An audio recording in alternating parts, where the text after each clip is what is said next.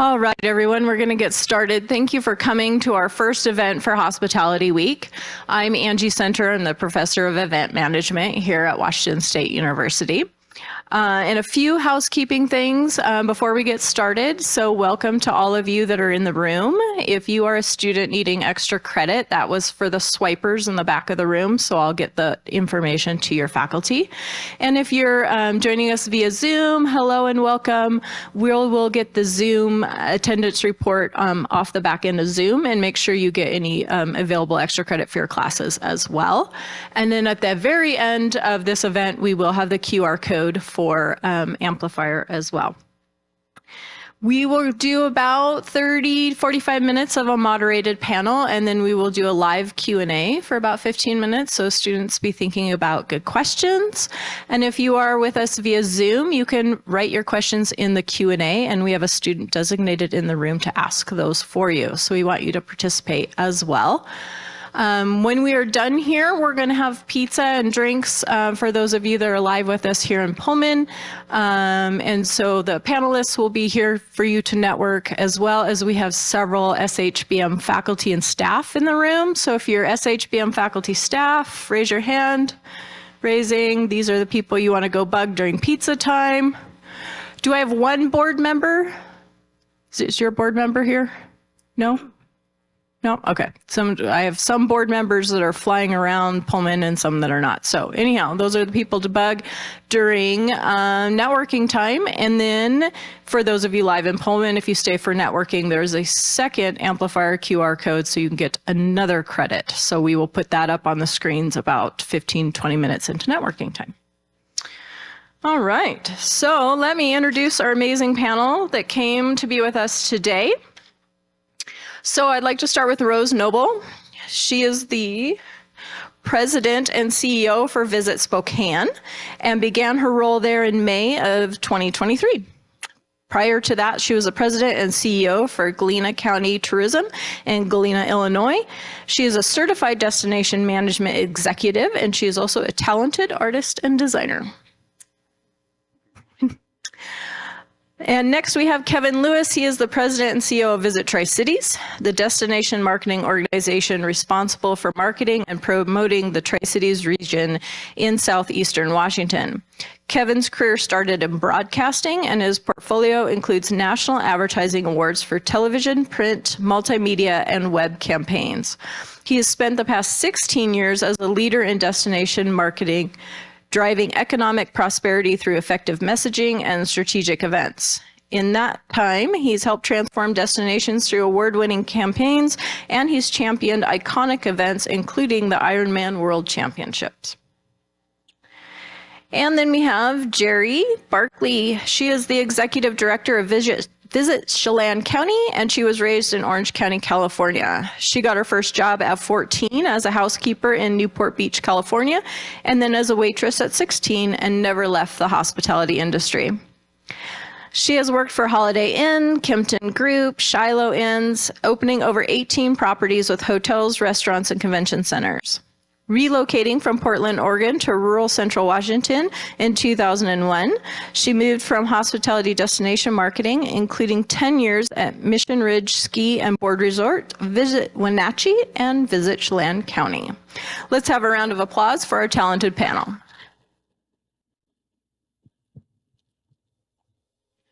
All right, so we will begin. Can we just start with each of you just telling us a little bit about what you do on a day-to-day basis and how did you get in these roles? I have the microphone, I guess I'll start. So again, Kevin Lewis, Visit Tri-Cities. My career started, I think, as she mentioned, in broadcast communication. I was trying to be a news anchor, news reporter. Went down that road for a while and wasn't breaking into the big time anywhere soon, and decided I need to put some food on the table. And I took a job in the event space with a company that did music festivals around the country. And that sort of got me into travel and events. Did some marketing for a resort along the way and a tech company along the way. So all of it, what I found in my career is everything sort of built on the other pieces of it. And when the opportunity came to get into destination marketing, I looked at the job description and said, that's everything I've done my whole career. It combines all of those skill sets. And so I applied for a position that was in sports marketing. I was in St. George, Utah at the time, down near Zion National Park. And so I got involved in that, did all the multimedia development for that organization, and eventually became the tourism director there, and had some pretty good success there. And then a national recruiter reached out and said there was this position in Tri-Cities, and I hadn't heard of the Tri-Cities, but we were at a place in our life where a new adventure sounded like a kind of a neat thing to do. It just felt right. The more we talked with the recruiter and then went through the interview process, the more it just felt like the right thing for us to do at this point. And so my wife and I moved up here. It's just the two of us in the Tri-Cities now, and we've been here for about a year. So as the president and CEO of Visit Tri-Cities, we operate an organization that's responsible for all the destination marketing for, really it's 4 cities, and we could talk about that for a long time, but there are 3 core cities, and another one has grown out since the community got its branded name of Tri-Cities, 2 counties. There are essentially 9 jurisdictions that we support and work with, and so it's a fairly complicated situation there, but really unique situation because on our board we have 45 board members representing those 9 jurisdictions and the industry, and so we're involved with everything that goes on in the community, and it's kind of a neat environment to be in because you get to interact and work with all agencies and all organizations throughout the community. Did I answer too much there? Okay, that's probably enough for starts. What's the question again?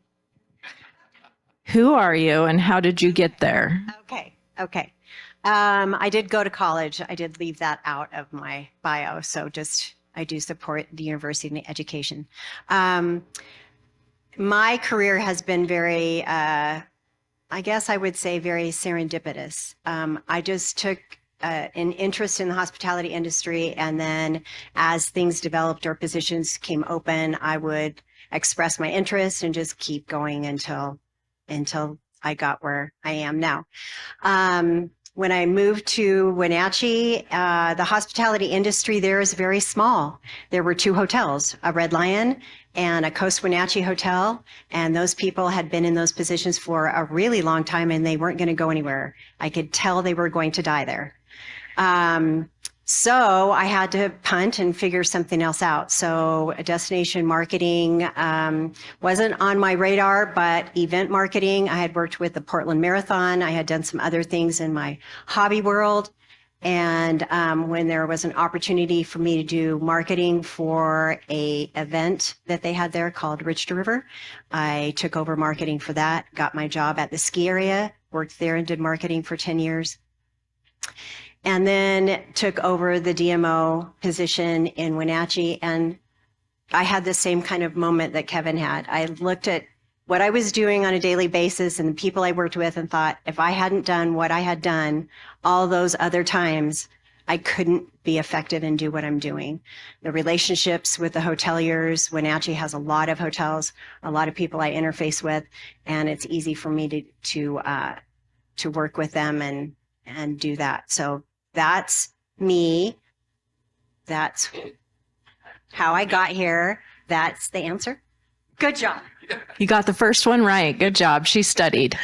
And my name's Rose. I have a kind of similar situation where I kind of happened into this industry. But when I was still in college, I moved to a small little tourist town in Illinois, Galena, Illinois. You heard in my bio.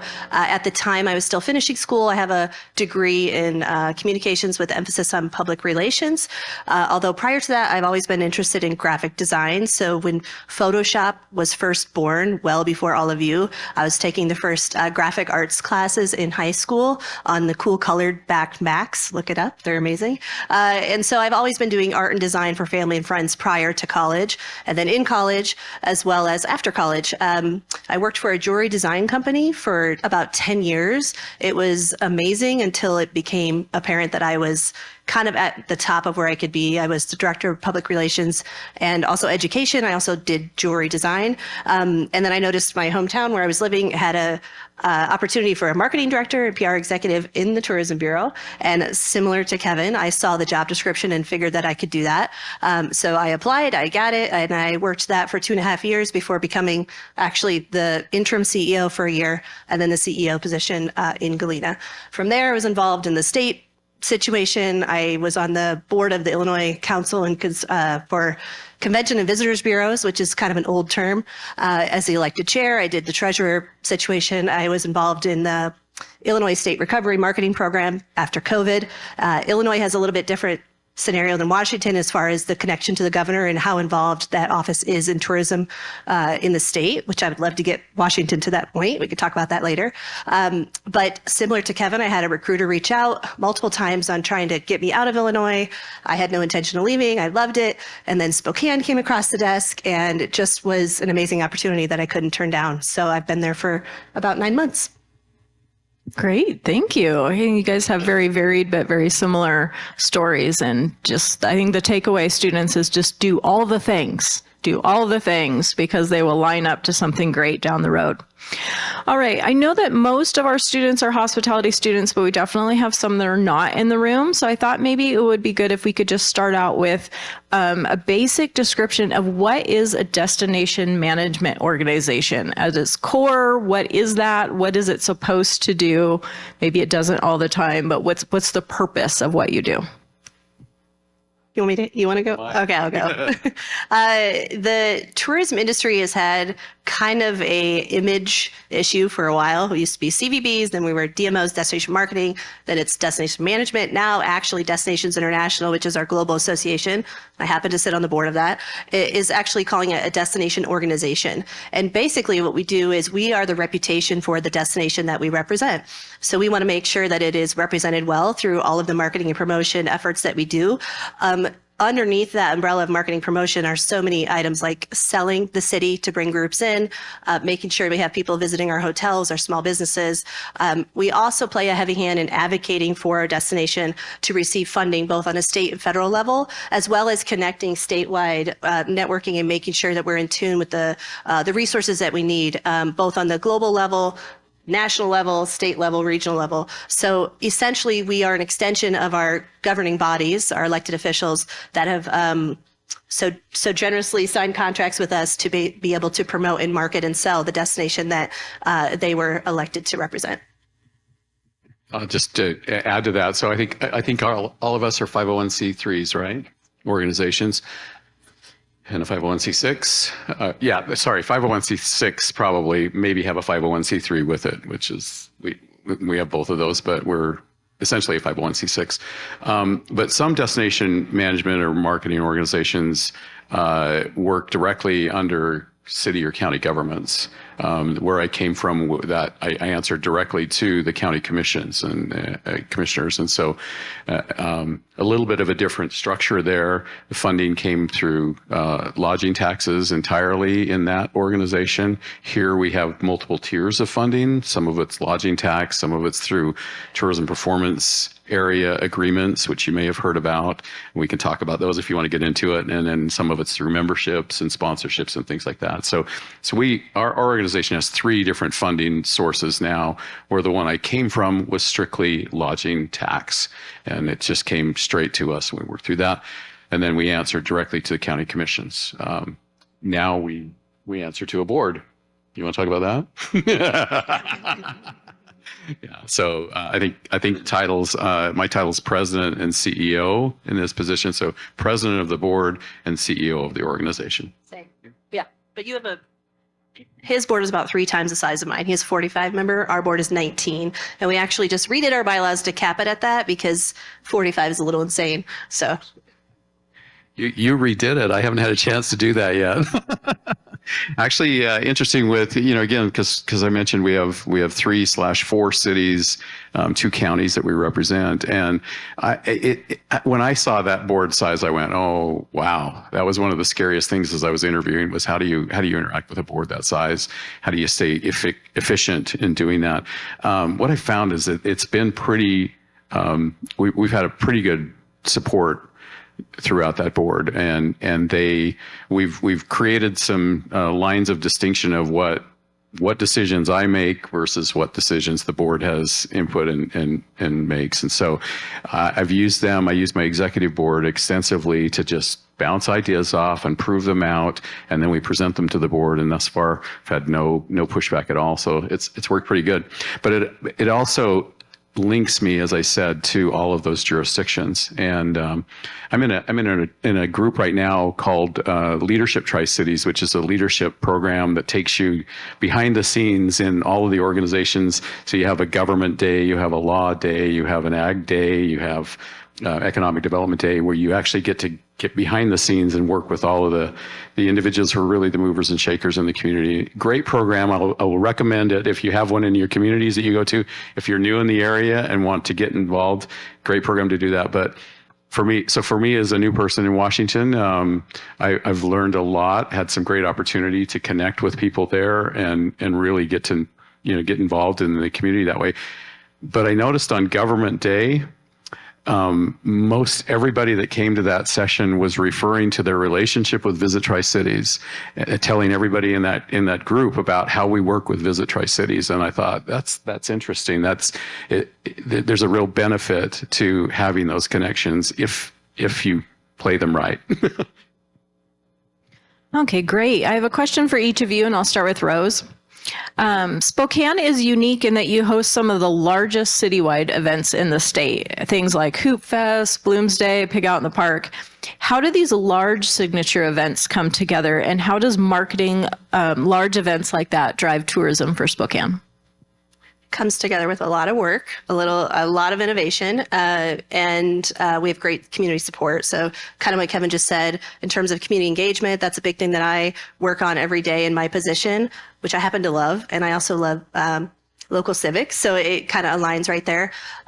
In terms of how does it affect our tourism business, it's absolutely huge. And we saw that with COVID when those went away and the amount of money that was not infused into our economy during that time. So Hoop Fest is actually about 90% back, I believe, this year. I think they're expecting 5,500 teams, where their largest year was 2019, and that was about 6,000 teams.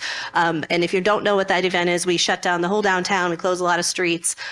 People of all ages play basketball in the streets. It's pretty cool. There's a lot of community sponsors. The hotels are full, the streets are full, the restaurants are full. It's a great time.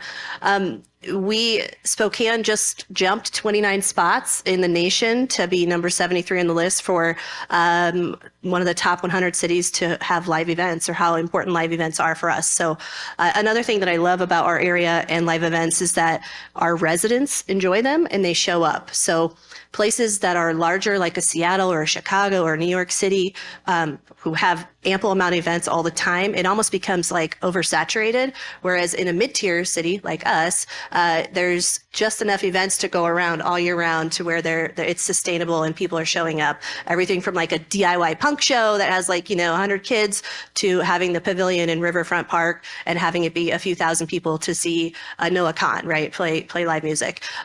They're extremely important. It's a leisure tourism element that definitely rounds out our overall ecosystem of visitor spending in our area. Great. And Kevin, Tri-Cities has some interesting city marketing challenges because you're talking about 3 separate cities, and I just learned that there was 4. I've lived in Washington my entire life, did not know where this magic city came from. How does that relationship work between these different cities, and how do you coordinate hospitality relationships amongst those different places? Great. Yeah. So I kind of talked about that a little bit in some of the other answers, but just to give you an idea, the three cities are Kennewick, Richland, and Pasco. In the 1950s, those were the 3 cities, and the Tri-City Herald started dubbing them the Tri-Cities. That's where the name came from, and it stuck, and it became solid in the brand. Well, as the communities grew, the area grew, another city evolved out, West Richland. So we have now Pasco, Richland, West Richland, and Kennewick. And it's a challenge because, we'll have bloggers and influencers that come on and say, yeah, we came to the Tri-Cities and there's 4, and then they go on and just, there's some challenges with that alone. But I think that the way that we try to address those is, again, through our board and our relationships there. We have a very, as a destination marketing organization, we've dialed in on our mission, and that is to fuel transformational growth in the Tri-Cities through tourism. That's our mission. And so that sets the bar of what we're after, what we're trying to do. And then we structured 5 different pillars, strategic pillars that help us accomplish that goal. And that is strategic sales, effective marketing, collaborative destination development, proactive community engagement, and then innovative and meaningful operations. And once we've had established those, everything we do points towards fulfilling one of those strategic pillars that will take us to transformational growth in the Tri-Cities. And so to coordinate with the cities in all of those aspects, we have a lot of different, again, our board is huge, but we also have a bunch of committees and things that we are part of that we facilitate. We have one called the Tri-Cities Rivershore Enhancement Council, which we can talk about when we talk about sustainability and environment. But we have a national park committee. We have other committees that we facilitate and run, and we bring in the people from all of those jurisdictions to help. We tend to be the convener, the facilitator for anything that gets done in the Tri-Cities. People come to us, and we become a leader in bringing those organizations, those groups together to create that transformational growth. Great. I learned something new today. There's a West Richland. I'm sure I've driven through there. I can't tell the difference from one city to another when I drive through, but it's beautiful. One of the first questions I got, I presented at a Rotary when I first came up, a big Rotary group, and in the question and answer, they said, "Can you tell us where the boundary between Richland and West Richland is?" And no, I can't still. That's great. And Jerri, how does the marketing of Chelan County differ from some of the larger metropolitan areas of the state, like Seattle and Spokane and Tri-Cities?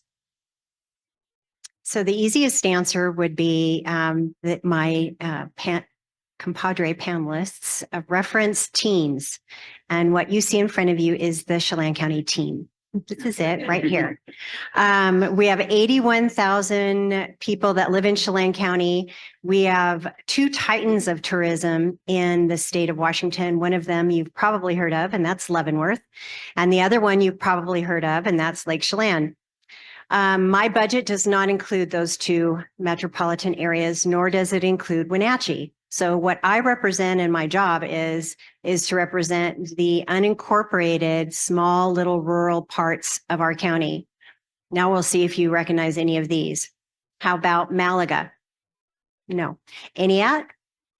Oh, good. Kashmir? Okay, we're getting there. Plain? Lake Wenatchee? Stehekin? Okay. So those are the small little areas that I represent, the lodging revenue that funds my position. This is a new position. In August, it'll be 2 years. We've had to create a nonprofit. We've had to create the processes, go through a master plan, do all of those things. But that funding comes from short-term rentals. And I know we'll get into some of this other in more of the conversations we elaborate short-term rentals versus hotels, and how data influences what we do these days. So data has told me there's 1,900 short-term rentals in the county. This is not including those areas that I mentioned as far as tourism titans. They get to keep their money. Permitted in Chelan County, there's 658. Therein lies the challenge for Chelan County. Oh, amazing. All right, thank you. So obviously COVID changed everything in the hospitality landscape. What changes do you see that are continuing to impact your cities today?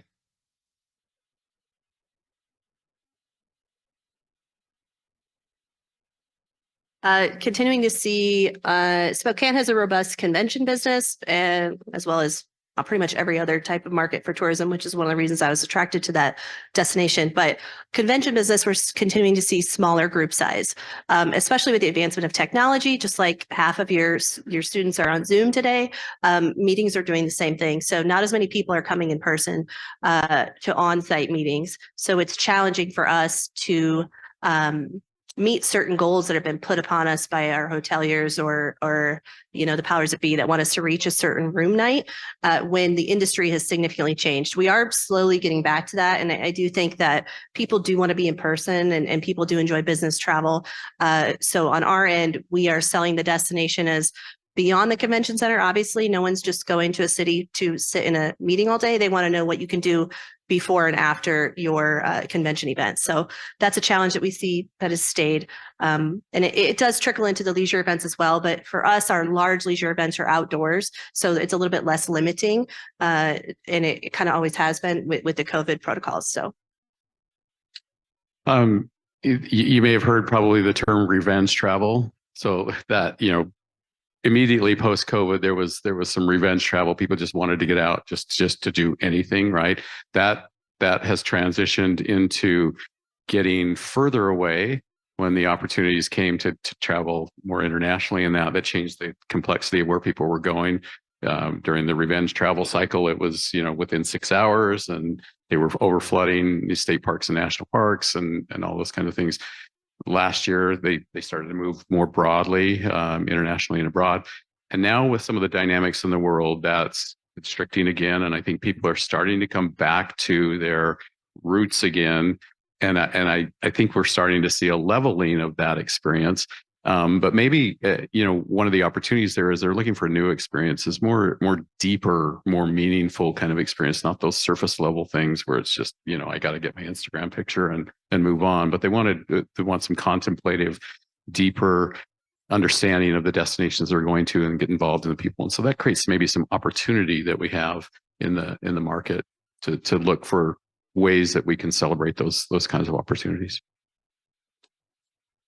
I think in a rural market, the way COVID affected us is close signs, right? I feel like the hospitality industry before COVID was constantly struggling on how to be bigger, better, offer more hours, open for more meal periods, make the convention center bigger. How do we employ more people? And now it's like, what happened?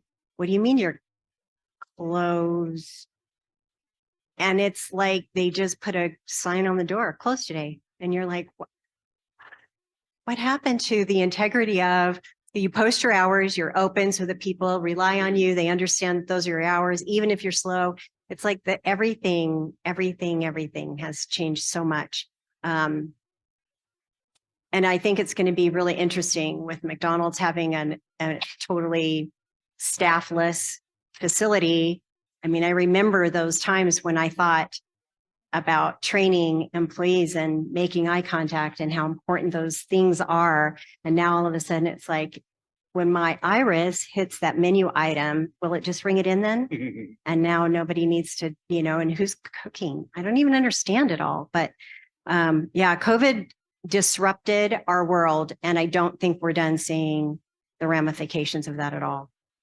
Are you guys experiencing the workforce challenges as well?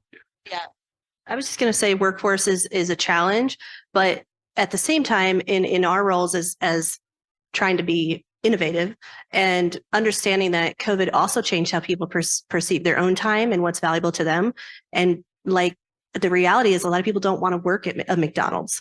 They want to have that, a different quality of life, whether it's in the wage that they receive, the respect they receive, the hours that they have to work. So for us to have been so reliant on a standard for so long, it has really shifted the mentality. But on the executive level and on the global level, workforce attraction and retainment is a huge topic. And COVID has significantly impacted that. And it's challenging us to be more creative with how we run our own organizations, but also how we expect our destinations hospitality industry to be treated and to the opportunities that they should have. So on my end, I'm an advocate to see those changes and to make sure that there's, the correct living wage. And Washington is a great state for that.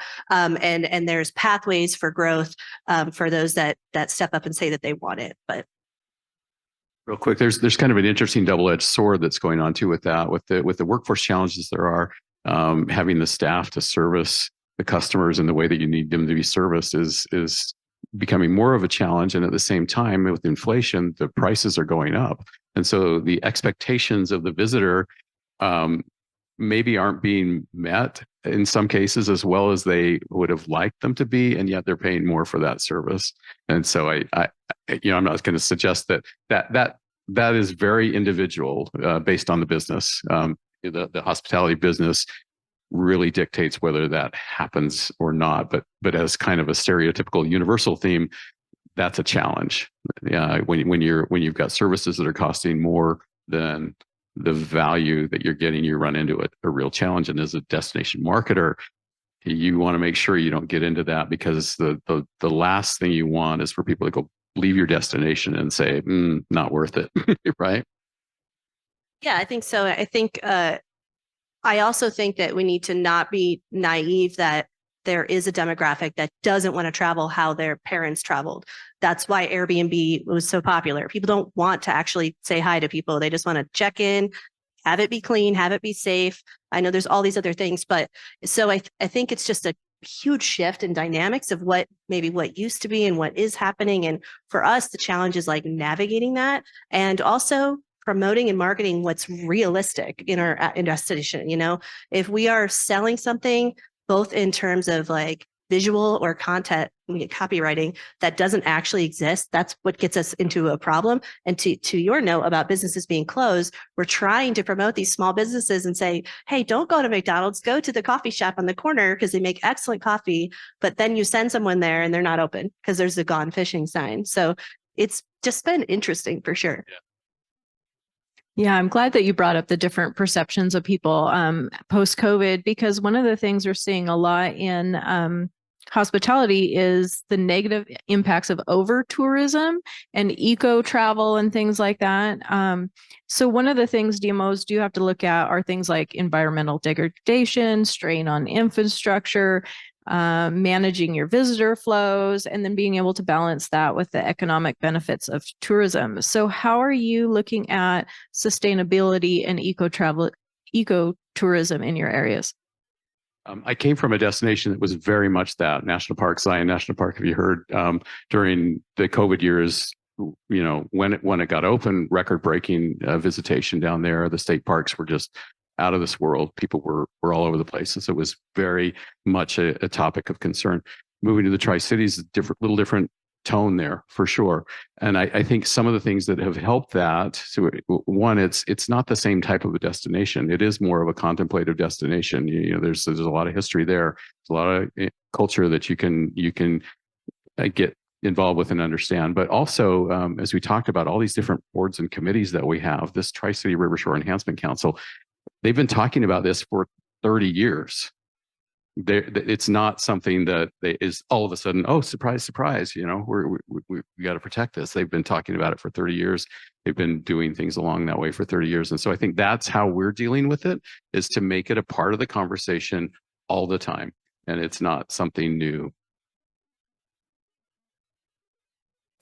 So I had a whole list of so many things to talk about on this one, but I'm going to start here. When we talked about COVID, one of the points that I didn't bring up was that saturation, that over tourism. Tourists did come to rural areas. I feel like, and I could be completely wrong, but I do feel like if you go somewhere where no one knows you, it's almost like you didn't go there. So maybe they left Seattle being told that they couldn't go anywhere, but so they came. And they came to Leavenworth in droves, and they came to our trails in droves. And we have over 300 miles of hiking trails. Or maybe it's 800. Anyway, there was a lot of pressure. And one of the very first WSDMO calls I was on, Recreate Responsibly, did a presentation. And the first thing that came out of his mouth was, And did you hear about Kolchak? So Kolchak is a very famous hike in Leavenworth. This weekend, 900 piles of human poo were removed. And I was like, I had to get, as soon as I got off, I wasn't with Visit Chelan County at that time. I was with Visit Wenatchee, but I nevertheless understood the ramifications of that. Looked up an REI tutorial on what to do when you're in the woods and you have to go. Get a purple bag. If you haven't heard of that, you should look it up, but be prepared, those kinds of things, and hit everybody I could. But I digress. The problem continued. And even this summer, a car fire, Kolchak in the parking lot, emergency vehicles can't get in because there's so many vehicles parked on the road, on the side of the highway where they shouldn't be parked, and the emergency vehicles can't get in. So it's a problem. What have we done to solve that? We have put in a lot of effort and time in trying to meet together and figure out solutions, one of them being ambassadors. So now we have an ambassador program of nonprofits that volunteer their time. They get reimbursed for that time, but they're there to greet people, explain why they can't park there, explain why, because the explain why is more important than the don't, right? Because we hear that all the time and they're just going to do it anyway. So I think that personal connection needed to be there. The other thing that Leavenworth instituted is during COVID and Christmas lighting, which you've probably heard of, 10,000 visitors a day. 50 buses from Seattle came on weekends for Christmas lighting. That's not sustainable. There's no parking for the people who live there. There's no parking for the overflow people that are in Wenatchee that want to drive there and think they can, because now the highway is backed up for 2 hours and you can't find a parking space when you get there. So what do? We just back it all up. What is the premium number of people to have a good visitor experience in our community is 2,500, not 10,000. So how do we get that number to be every day instead of just 10,000 on 2 days? And then turn the lights on and leave them on. And now they're on for months, and Leavenworth is setting records still of increased traffic, but it's not on 2 days a month or 2 days a week or whatever that is. So I think it's the constant learning from a crisis, and COVID provided us that opportunity. And now we have to learn from that crisis and not waste a moment of thinking that it's going to go back and that it'll all be fine, because maybe it wasn't fine. And clearly in that instance, it wasn't fine before. It didn't get better. So what are we going to do for the future? So sustainability for us is really important in the rural part of the county. What I did was come up with a guide that is in every short-term rental, even the ones that are not permitted, and communicate with short-term rental operators and communicate the values of our area. So here is the wildfire information you should know. Here's the flora and fauna information you should know. Here is the information on salmon recovery that we invest our resources in. Here is the information on this. So when you're visiting and you have a spare moment, which I hope you do, you get to learn a little bit more about who we are and our values and the things that are really important to us. And I think for us, it's putting that human touch back in and trying to figure out ways to communicate with people that are visiting to make it more impactful, to make it more personal. That's what we need to do. Well said. I couldn't agree more. I'll keep mine short since they kind of expanded. In sustainability and regenerative tourism and legacy touches more than beyond just like outdoors as well, obviously. So we're talking about how the impact is on infrastructure, even in urban areas. And the threat that's always lingering in the backs of at least my mind is are people going to try to tap into our funding to pay for fixes on issues that have happened due to over-tourism? I actually hate the word over-tourism, first of all. And also your small businesses hate it too, because they want those 10,000 people, but yes, we need to spread it out. So for me, the solution is strategic marketing and destination development. You need to be able to develop other areas in your destination through placemaking initiatives, partnering with businesses and organizations that are like-minded in terms of sustainable practices. We have quite a few higher education options in our area that we like to utilize, the university students that are doing these studies. There's also other destinations in the world, including the United States, that are doing an excellent job. Colorado has amazing sustainable practices in many of their destinations that we can look to and try to emulate what they've done. Breckenridge, for example, has so many vacation rentals that they're trying to tap it, kind of roll that back now. But one of the things that Breckenridge, Colorado does is they actually don't allow you to come in to their little Main Street area during certain times of year. There are like massive signs. There are shuttles that say like, you need to park here and don't drive your vehicle in because there's nowhere to park. You're not going to have anywhere to go. So it's looking to these programs that already exist. It's being strategic in how you market, meaning selling other low attended area trails and or businesses or neighborhoods. Also marketing the trail that is overpopulated as this is overpopulated. Here's a picture. You want to come on a Saturday in August, it's going to be packed. Don't bring your dog because everyone else. So it's showing realistic scenarios. It's being truthful. It's celebrating those areas that are less visited, even if those are the ones that you do on your own Sunday morning hike. You don't really want visitors there. And then the final component and the most important, which they've both touched on, is education.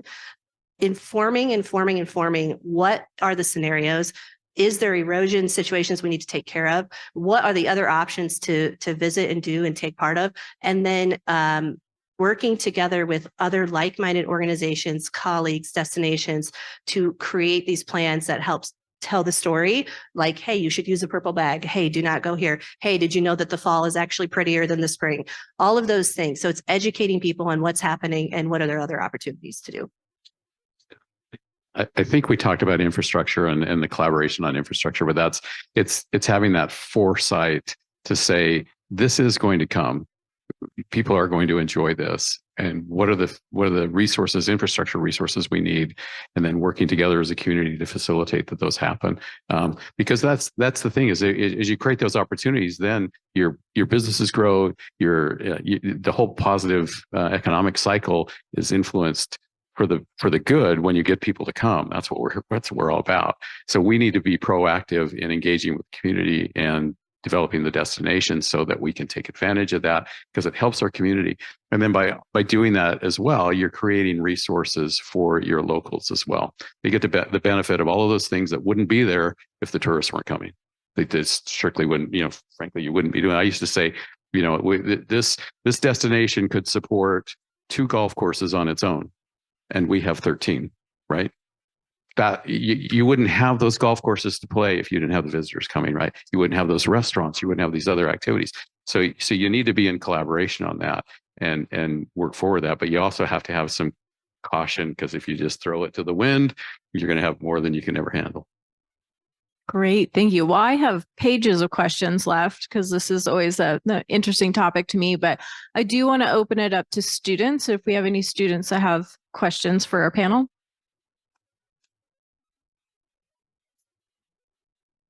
Daniel Renio, Mike.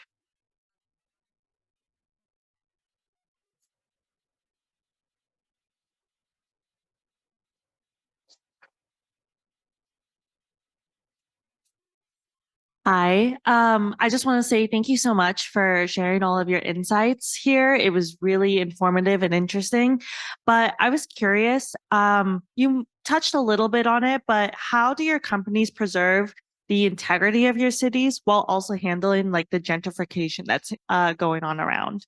And do you have any say? I know you guys have a lot of connections with the counties, but do Visit Seattle, Spokane, Tri-Cities have a say in that?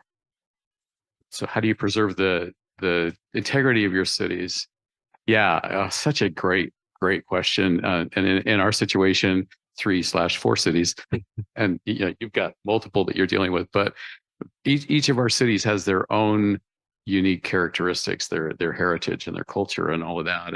And we're challenged to make the most of that. I think one of the things that we're trying to do in our strategic messaging is identify what are those core components of this community, whether it's Pasco or Richland, and celebrate those components as part of the bigger picture for the three of us. you kind of get to do that with one, but yeah. Yeah, so I'm fairly new, landed in May. One thing that we try to do is we try to get invited into the conversations of people that are making those decisions. I'm constantly at City Hall, trying to speak. I have, speaking with the mayor, and we have a council person on our board of directors as well as a county commissioner. And then we partner with our arts and culture groups. We have to be intent in seeking input from communities that are not getting represented. Spokane is very interesting because one of our jewels that we have is our downtown riverfront park, which is actually stolen land. First, we stole it from the Native Americans, our indigenous tribes, and then we stole it from our a large Asian community. So part of an event that we have coming up this summer is Expo 74. It's the World's Fair happened in Spokane in 1974, of our 50th year anniversary.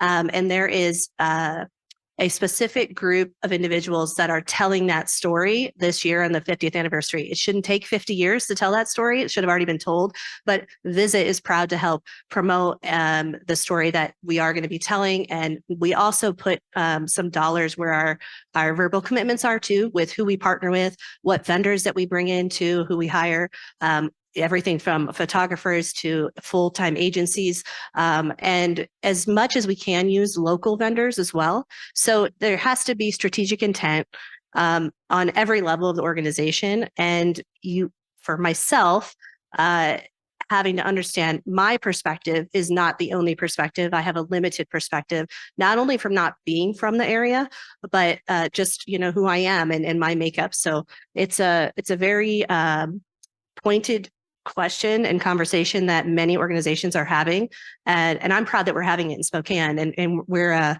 trying to make sure that we're invited into all those conversations so that we can assist. I think for my community and where I am and where we're at, for destination management, it's really important that I don't come up with a bunch of marketing and go out and promote the region. I'm not going to do anything to anybody. I'm going to do it with them. So I'm not marketing Plain until I meet with the people in Plain to find out what it is they want. And since they're not in an incorporated city, that's not an easy thing to do. But it's still not going to happen until I have the opportunity to have conversation to make sure it's meaningful and what they want, because it would be a waste of resources for me to do anything other than that. So me meeting with those small communities is still part of my infrastructure process that I'm working on. They helped with the information that's in the guide that I produce. So they're we've started a conversation and produced something that's meaningful back. So we've started those conversations, but that's where we're at. We're at the very beginning of that. Awesome. Thank you.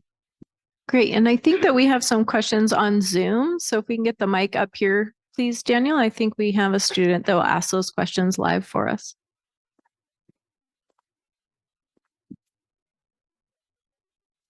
Yeah, we have two questions on Zoom. So the first one is, what are your preferred methods, apps for social media marketing in your cities? Yeah, we're still pretty heavy with Facebook and Instagram, and then LinkedIn is our sort of another community engagement type. Social media I have a love-hate relationship with social media. We are putting more emphasis into TikTok now recently. Instagram, as far as like Reels video, is where it's at, green screen, all of that. So we've got a lot of time and energy and money put into those two platforms. Facebook is more just a regurgitation of what we kind of do on Instagram. It's a little bit older demographic. But you know what? My mom loves Facebook and my mom spends money when she travels. So we also post on Facebook. LinkedIn is a different demographic. That's where we post. Like today, I'll most likely post that I was here. That's for our B2B group, business to business, kind of more of that community engagement advocacy level, as well as meeting planners. A lot of meeting planners are on LinkedIn and use that to network. So we also will target on LinkedIn. I hate social media. But it's like you need it, right? It's a need. So we're all over the place, but those are probably the three that we focus on the most. Get your hardly wait till is just like one of you come up with something different because it's the biggest moving target, the biggest waste of time, and it's like the people you're wanting to talk to aren't there. So then, but you can't not do Facebook, you can't not do Instagram, but you're still going, I don't know, they're not there. They're the people I want to talk to aren't there. So I don't know. I think You actually can not do, I think, because when I was in Galena, we had a Twitter account that nobody was checking ever. We were more of like a Leavenworth decision. Yeah. No, but some destinations like Spokane actually has the most followers on our Twitter account because we use that for all of our PR efforts, which is one I forgot. But in Galena, we said, you know what? We're wasting all this time and energy to try to do this. We're just not going to do it. We're just going to go dark. We're not going to post anything, but we'll keep our account to where if there is media that wants to use it or there is an influencer of some sort that is posting on there, which worked out because we had the Today Show feature a woman that, went viral in her trip to Galena. So we were able to share that. But we actively stopped putting dollars and time and mental energy into what is now X, I guess. Sorry. Yeah, it really know your audience. You use social media to get to the audience that you need to, and don't waste it on other things. Okay, and then the next question is, what does innovation looks like in marketing and tourism for your cities?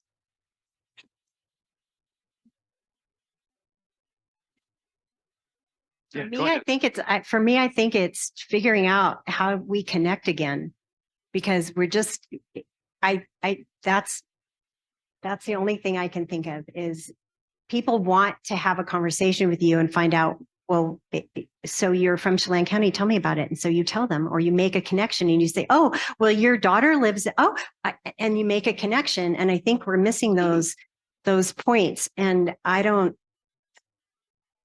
have the answer. You have it. You tell me. We just read, those 5 pillars that I talked about. One of them was innovative and meaningful operations. That used to just be innovation.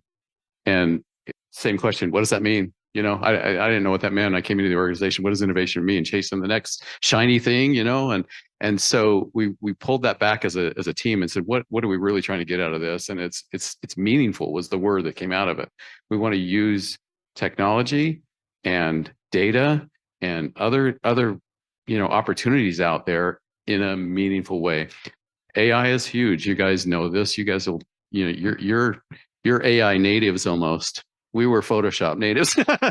And I used to say in the, way back in the day, the world is not real, it's Photoshop, right? Well, now it's not, that's on steroids now, but man, there's some great things you can do with that AI technology that take out some of the heavy lifting for your organization.